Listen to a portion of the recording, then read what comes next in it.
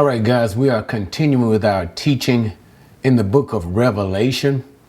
Now, the last time we were here in chapter 19, we were dealing with the second advent of Jesus. That is the return of Jesus on the clouds with his saints.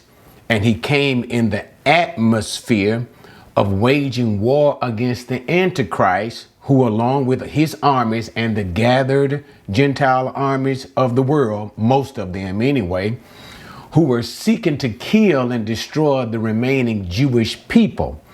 While the Antichrist was seeking to kill all of the Jews back in chapter 18, Revelation 18 that is, we know that some of his enemies surrounded the capital city, that is Babylon, and took advantage of the absence of the Antichrist and destroyed Babylon.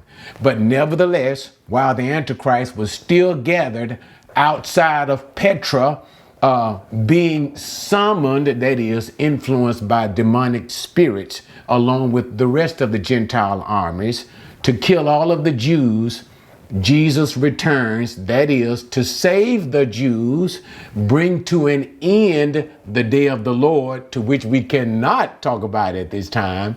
But nevertheless, Jesus returns on the clouds to wage war against the Antichrist, fulfilling Isaiah, chapter 34, I believe it is, chapter 63, I also believe it is, when Jesus returns to destroy, to literally kill so many thousands upon thousands of people, the Antichrist and his armies, as we begin the setting up of the millennial kingdom. All right. So that brings us into chapter 20. Now, what I'm going to do in chapter 20, I'm going to take my time. I'm not going to try to do all of chapter 20 in simply one video, but I think I'm going to break it up into like 2 or maybe 3 videos so that you can get a really good understanding of what's going on. Okay? All right. With that being said, chapter 20, as I just said, we have Jesus in the second advent. That's the return of Jesus. Okay? He has now come and killed so many of his enemies and the enemies of the Jewish people, the enemies of all righteous people at that particular time, namely the armies of the Antichrist. Before we begin, this is what we call the beginning of the millennial kingdom. So we are in kind of like a type of a setup phase. So right before we begin the kingdom, chapter 20, verses 1 through 6, basically sets us up for what Jesus does before he sets up the kingdom. And we see that with the binding of Satan, and this will also include the demons. So when we say Satan, that includes all demonic spirits. But the idea is the binding of Satan for the full duration of the 1,000 years.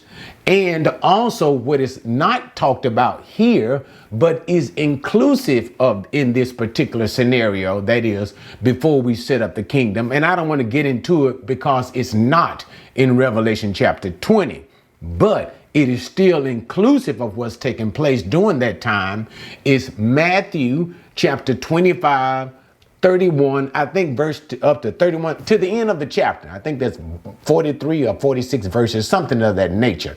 But Jesus talks about when he returns, the Son of Man returns in his glory, and before he sets up the kingdom, he gathers all of the Gentiles, the nations, this Gentiles only.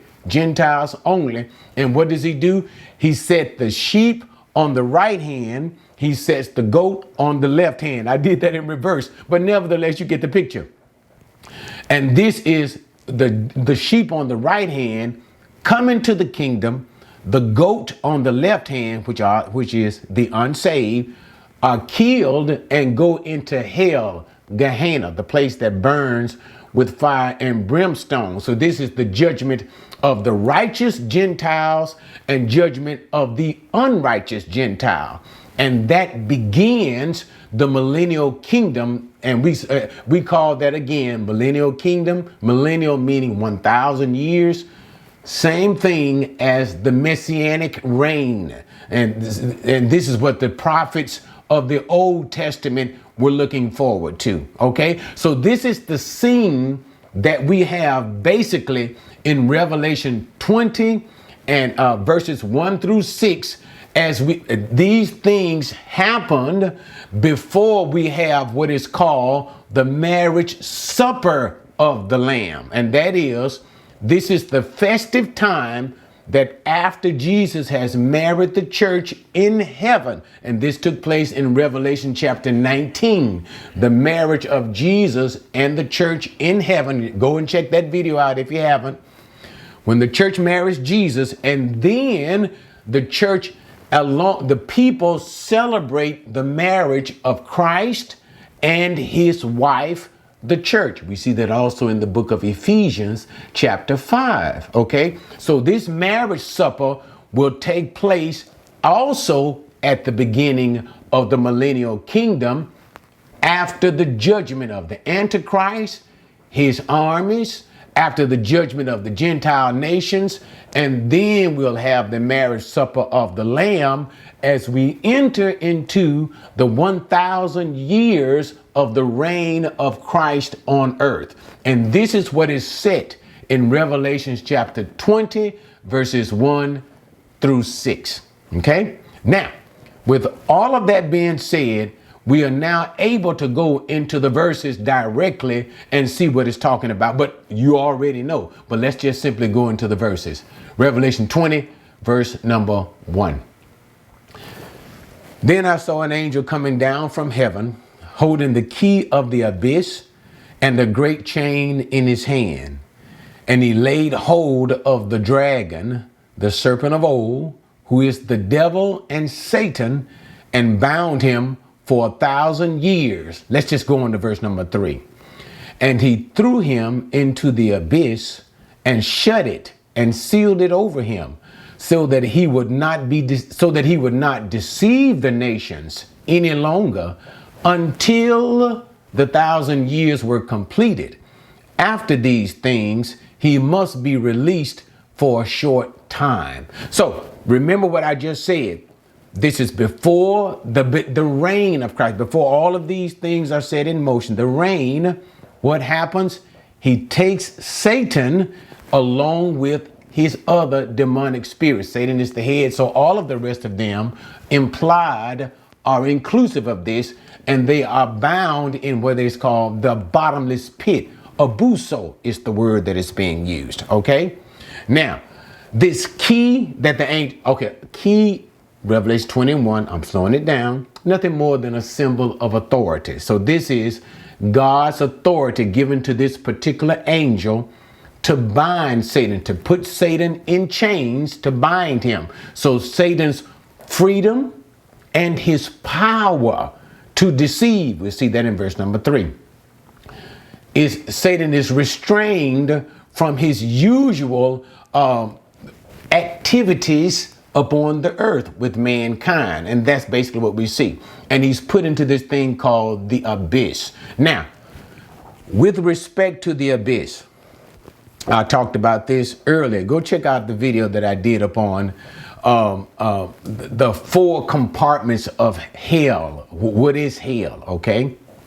But nevertheless, in the compartments of hell, there are 2 places for angels. That is the abyss, what we're talking about now, sometimes called the bottomless pit, and Tartarus. We see that spoken of by Peter in the letter that Peter had written. Let's talk about Tartarus first. Tartarus is the permanent abode for angels that sinned back in Genesis chapter 6 during the time of Noah.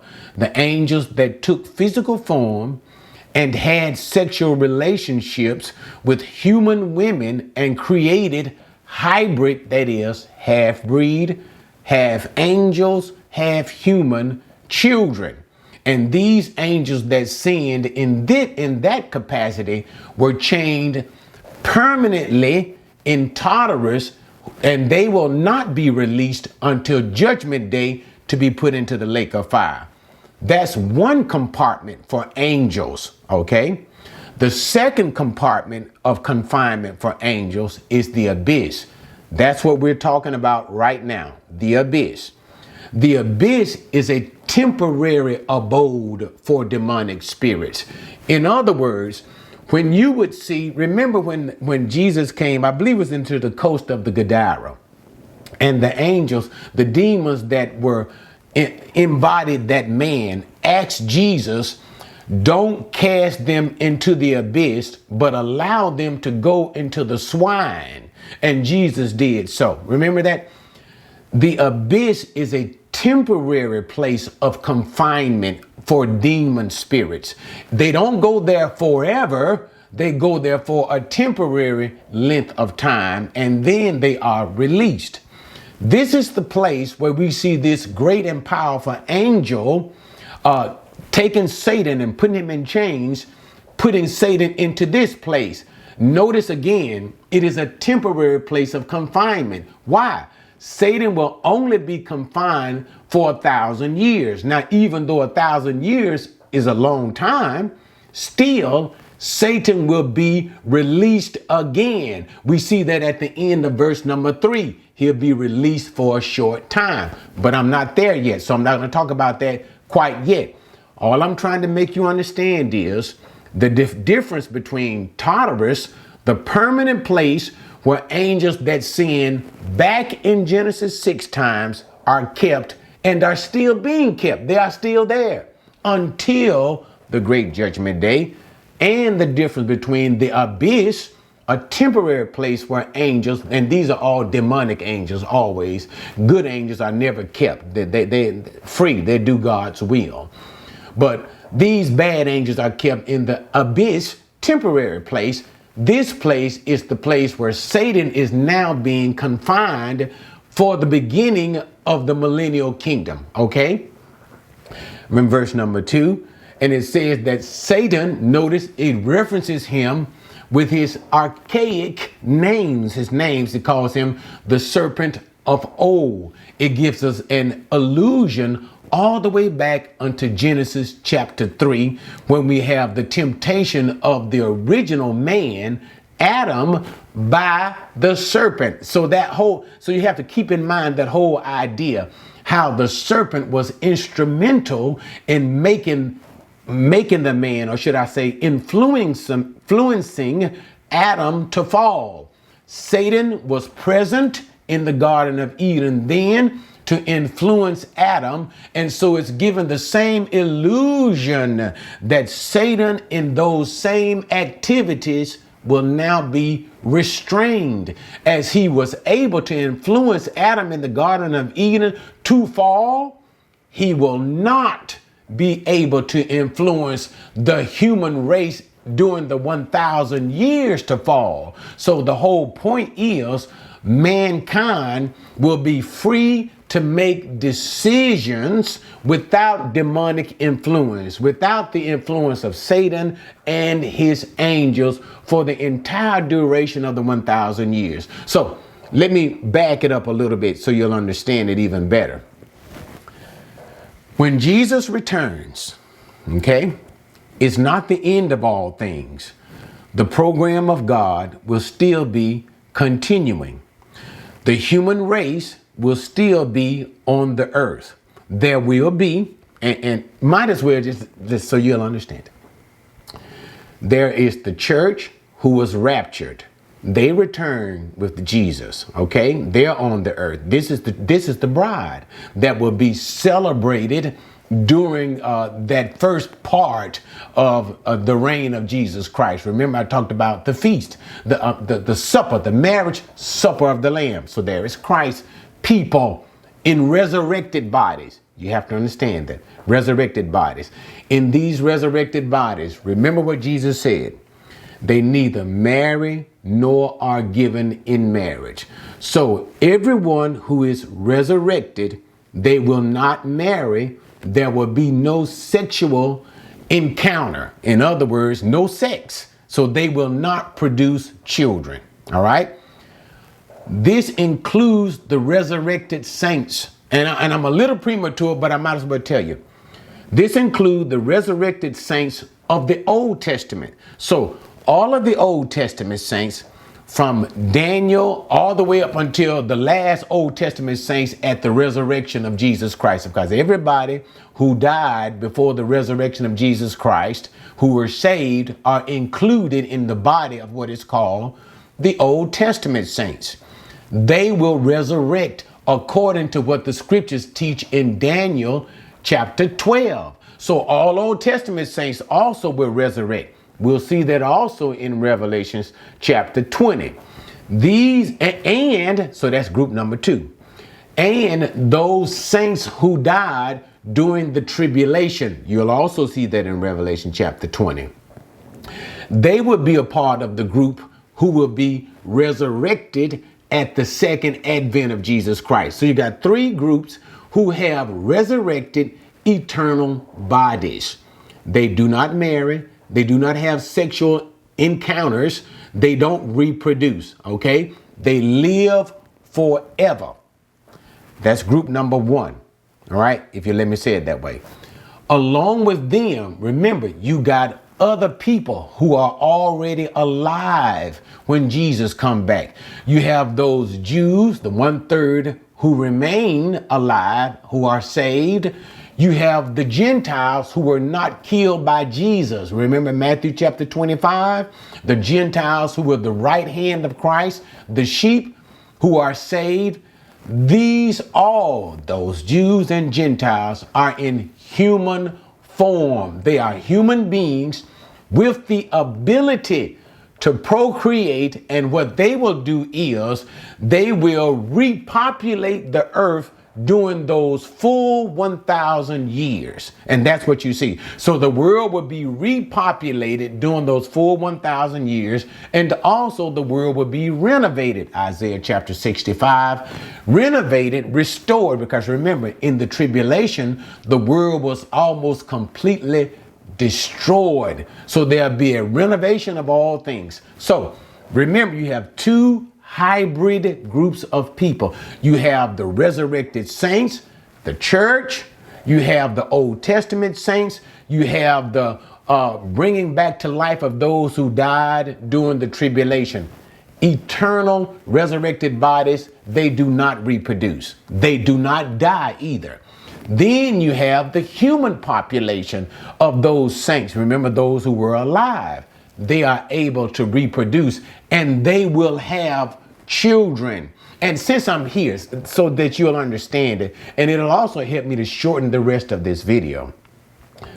The children who come from those people, except the Jewish people, I'm talking about Gentiles alone. Gentiles alone. So I might as well tell you. Concerning the Jews, we see this in Zephaniah. And we also see this in Zechariah. We even see it in the writings of Apostle Paul. But just to make a long story short, the Jews, who are just regular human beings, they will continue to live for the full duration of the 1,000 years. They will populate the nation of Israel. They will have children. All of their children, and even their children's children, will receive Jesus as their Messiah. That's when Zephaniah say they'll never sin. They'll never even tell a lie. They will always be saved. That fulfills what the Apostle Paul talks about. But the point is, the Jews will always be saved throughout the whole millennium. Their children will choose Jesus as Messiah. Jesus, who will be reigning in Jerusalem. Jesus, the God of the Jews. He'll be the God of the whole world at that time. Okay. But the point is, the Jews will always be saved every generation thereafter. Now, but with respect to the Gentiles, it will be different. The first group of Gentiles, remember Matthew 25 again, those Gentiles who come into the kingdom will be saved forever. However, all of their children who come after them, some of them will not be saved. As a matter of fact, as we move through the millennium to the end, towards the end of those 1,000 years, the vast majority of the Gentiles will not be saved. They will turn away from Jesus, and those Gentiles will end up rebelling against Jesus at the end of the millennium. This fulfills Psalm 2. And they will once again be involved with Satan once he is released from those 1,000 years, being bound in the abyss. Those Gentiles will gather together, headed by Satan, in a war against Jesus for the final battle. And then you will have Judgment Day, where they will be finally sentenced not to hell, but the lake of fire. So that's basically how this particular thing ends. But what I wanted you to see was those Gentiles. And here's the thing. During the kingdom time, you will have, for the Gentiles, 100 years to make a decision. And we see that, I believe that's in Isaiah chapter 64, when it talks about longevity will be restored for the human race. That is, notice when you go back to the Old Testament, go back in your mind, or even just turn to the scripture and look at Genesis chapter 4, chapter 5. Notice how long people live. Hundreds of years to almost 1,000 years. Remember, you had Methuselah to live 969 years, I believe that is. But longevity of life will be restored during the millennial kingdom. Okay? So all Gentiles will be given an opportunity to receive Jesus of 100 years, Isaiah 65. If the Gentile has not received Jesus by 100 years, that person will be executed. And that's why it means will be considered a curse from God, to be killed and disposed. So the Gentile who does not receive Jesus within that 100 years will be killed, and therefore does not live out the natural life that he could have lived out, which will be for the duration of the full 1,000 years, because that person was not saved. Okay, so this is how it will be during the millennial kingdom.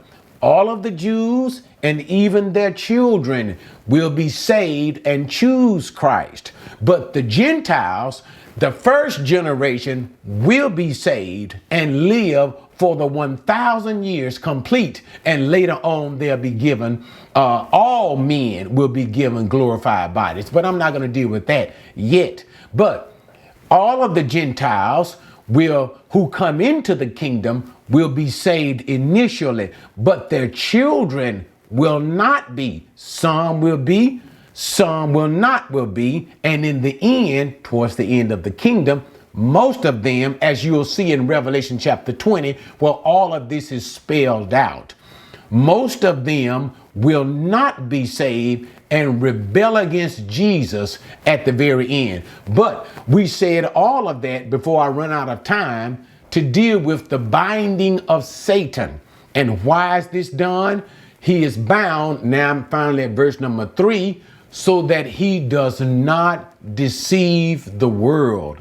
So he is bound so that the whole Gentile world will have an opportunity to see Jesus, to experience the renovation, the restoration, the goodness of God, the goodness of the Messiah. You have an opportunity without demonic influence to receive Jesus and be saved. And that's why we see that at the end of verse number 3. Notice that he cannot deceive the nations. And the nations is in plural because it references the Gentiles. And that's the normal sense of the thing. Okay.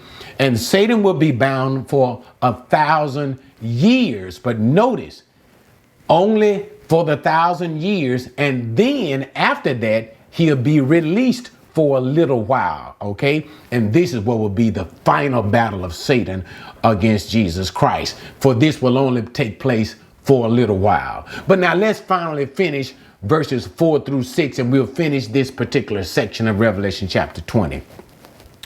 Then I saw thrones, and they sat on them, and judgment was given to them.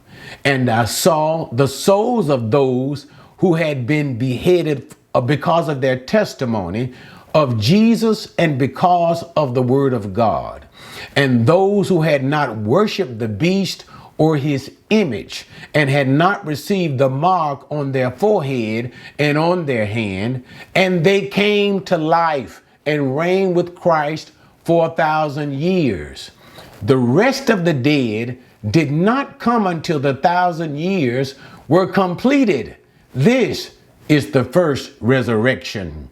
Blessed and holy is the one who has a part in the first resurrection. Over these, the second death has no power, but they will be priests of God and of Christ, and will reign with him for 1,000 years. Okay, so now let's talk about this part.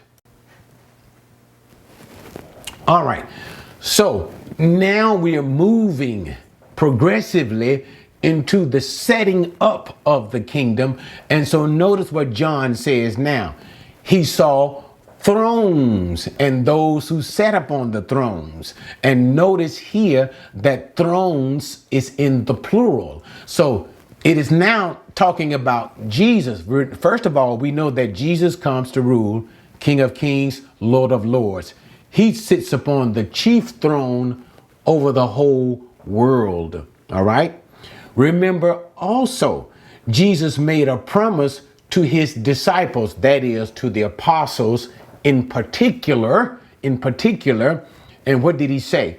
He said that you who have been with me, you will sit on 12 thrones judging the 12 tribes of Israel. So we'll see thrones given to those who will rule in Israel, and this will only be for Jews. Jews and Jews only will rule over the apostles, over the 12 tribes, along with resurrected David. And I don't have time to get into all of that, but we'll see those who rule over Israel, Jews and Jews only. But also there will be Gentiles. Remember, Israel is just a small place. The rest of the world is a large place. And therefore, there will be resurrected Gentiles. Remember when Jesus talked about the good servant. He gave some of his servants. I gave some 10. I gave this servant 5. And I gave this one 1. And to those who were faithful, what did he say? Well done, good and faithful servant. You have been faithful over a few things. Now watch it carefully. I will make you a ruler over many things. Now, this is where we have those who have been resurrected from among, and even those who probably may live. We don't exactly know. But amongst the Gentiles, there will be rulers, kings and rulers distributed all over the world, for Jesus. Jesus will make them, he will give them, make them kings and rulers, sit them on thrones throughout the whole world, and they will rule the world in the name of Jesus all over the world, to make a long story short. Okay, let's get back to the verse. And so then it talks about, notice, those who were beheaded. And I want to get I don't want to read the verse all over again. They beheaded because they didn't worship the beast. They didn't receive the mark of his testimony. They came back to life. This goes to what I said to you earlier. Those people who were killed during the 7-year tribulation, killed by the Antichrist, killed by the corrupt church. We see that in Revelation chapter 17. Okay. We see that also in Revelation chapter 13. Killed by the Antichrist and the corrupt church. They were resurrected again and they too were rewarded with the reward of resurrected eternal life. Remember, they have resurrected bodies, so they don't multiply, they don't have sex, they don't marry.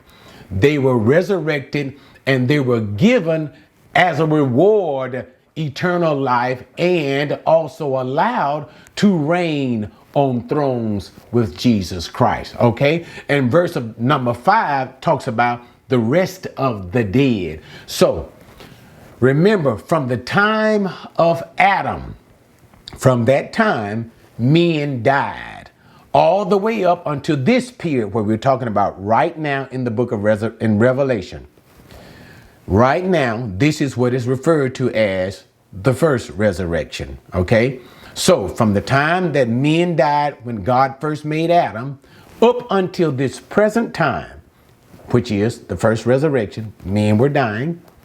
This is called the first resurrection. So the reference in verse number 5 to the rest of the dead deals with all of those people who died from the time of Adam up until this time. The rest of those dead, they did not resurrect because they are the unrighteous dead. So what verse number 5 is letting us know is, from the time of Adam up until this time, everybody who had died, the righteous dead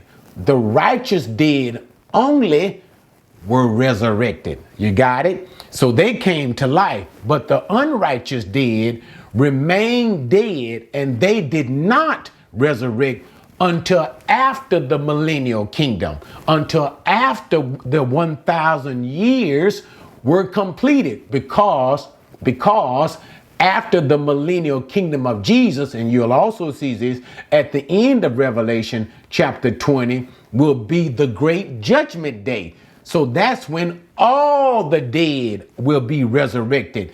And in this resurrection, and I know I'm a little premature, but since I'm here, let me tell you, in this resurrection, all those who resurrect at this time, all of them are unsaved. None of them who rise in the second resurrection are saved. They are all unsaved. That's why we'll see in verse number 6, it says, blessed and holy is the one who has a part in the first resurrection. Why? Because those who are resurrected in the first resurrection are the righteous and are saved, and therefore they are considered blessed. But everybody who has died from the time of Adam, even up until the first resurrection, who did not resurrect, inclusive of, notice what I just said, inclusive of all those who died during the millennial kingdom, all of them are the unrighteous dead. So therefore they are considered to be accursed. They will not rise in a blessed form. They will rise. Notice, they will rise, but they will rise unto judgment. So therefore they are considered to be accursed. So therefore, what? It says, Revelation 20:6, if you rise in the first resurrection and the first only, you are blessed. Why? Because all those who die and are resurrected later are part of those who are damned, and therefore they will be cursed to the lake of fire forever and ever. But anyway, let me finish this out so we can close this whole section. So those who resurrect, notice it says second death has no power. That means they will not die again, and neither will they be placed into the lake of fire, which you will see is the second death. But what happens? They will be priests of God and of Christ and will reign with him for the full duration of the 1,000 years. So those who reign, who resurrect again, will be priests of God. So let me make a final comment on this. It calls them priests of God. We know that in the resurrection, that is in the return of Jesus Christ, when Jesus returns, he will set up a new house of God. That is, Jesus will build the fourth temple. And I don't have time to get into all of that, not right now, but just let me give you the view. Jesus will rebuild the temple of God in the New Jerusalem, okay, not in the eternal Jerusalem, but in the millennial kingdom, in that Jerusalem. And the mountain of Jerusalem will, all of a sudden, it'll transform to be the highest place on earth. And that's where Jesus was set, the new temple, his temple, where he himself in bodily form will reign. All right. Now I'm speaking about those who resurrect from the dead, but I'm speaking about Gentiles in particular. There we will see where the prophecy, where Isaiah, now here's what you got to see. According to the law of Moses, all right, two things you need to see. Only those who come from the Levites. The Levites can be of the priestly family. Only those who come, now of the Levites coming from them are the family of Aaron. Aaron is a part of the family of Levites. Only those who are from the family of Aaron can be a priest. Now, all right, only those who came from the family of the Levites would qualify to be priests for the nation of Israel. Yeah, that's right. Priests for the nation of Israel. All right. But in particular, you have to be from the family of Aaron. So the Levites would serve in the things of the tabernacle, in the things of the temple, and from the Levites, that is the family of Aaron in particular, who Aaron family were Levites, okay? You can be priests, and the priests were allowed to approach God and serve God in the temple, that is in the inner courts of the temple. And it would be from the family of Aaron they would choose the high priest. So the point that I'm making is, it is from the family of Aaron, which you will get the priest, who will be from the family of Levites. And therefore, they alone, it was restricted, could serve in the temple. Now, however, if such a Levite was emasculated, that is, his testicles were crushed in some way or another, you understand that, that Levite would be disqualified from doing any service in the temple area. So that Levite would be disqualified. But also, if such a person, say for instance, was a Gentile, now this is what you got to get. If the person was a Gentile believer, that is a Gentile who had converted into Judaism and was a believer in the God of the Jews, even if that Gentile was a believer, a Gentile under the law of Moses was still not permitted to serve in the temple. See, serving in the temple was a great honor. To be a Levite is an honor. To be a priest is even a greater honor. And this particular honor was completely forbidden, off limits to any Gentile whatsoever, even if the Gentile was a believer. Remember in the book of Acts how the Jews responded when they thought the apostle Paul had brought a Gentile into the temple. They had an absolute fit, and Paul ended up being arrested because of that. But nevertheless, the point that I'm trying to bring is this.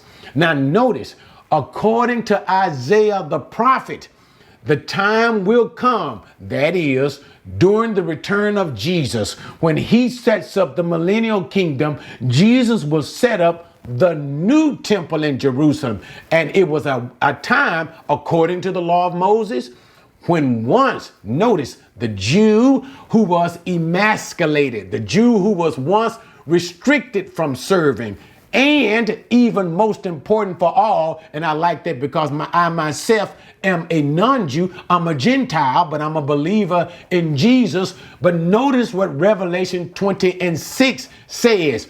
Here's where the prophecy of Isaiah is fulfilled. To those foreigners who keep my Sabbath, to those foreigners who love me, the once restriction where they were once forbidden for serving in the temple of God, for serving as priests, the most treasured and honored position you can have in the temple. Even Gentiles, fulfilling Isaiah, will be allowed to serve in the new temple of Jesus in the millennial. So Jesus will give a new law, and he will allow those who were once forbidden, restricted to serve as priests, he will allow those to serve as priests in the new temple. And thus it fulfills Revelation 20:6. Notice what it says again. They will be priests unto God. All right. I know I got a little excited, but Revelation 20 talks about the setting up of the kingdom, and there are a lot of great things to happen. But anyway, join me for the rest as we talk about what happens at the end of the 1,000 years and Satan is released. And let's see what happens to the world, to those who have seen Christ, all of the wonders of the world, all of the goodness that Jesus brings. Let's see just how they respond to the goodness of God. They will do just what Adam did. They're going to mess up all over again. But we'll see about that in our continued teaching in Revelation chapter 20.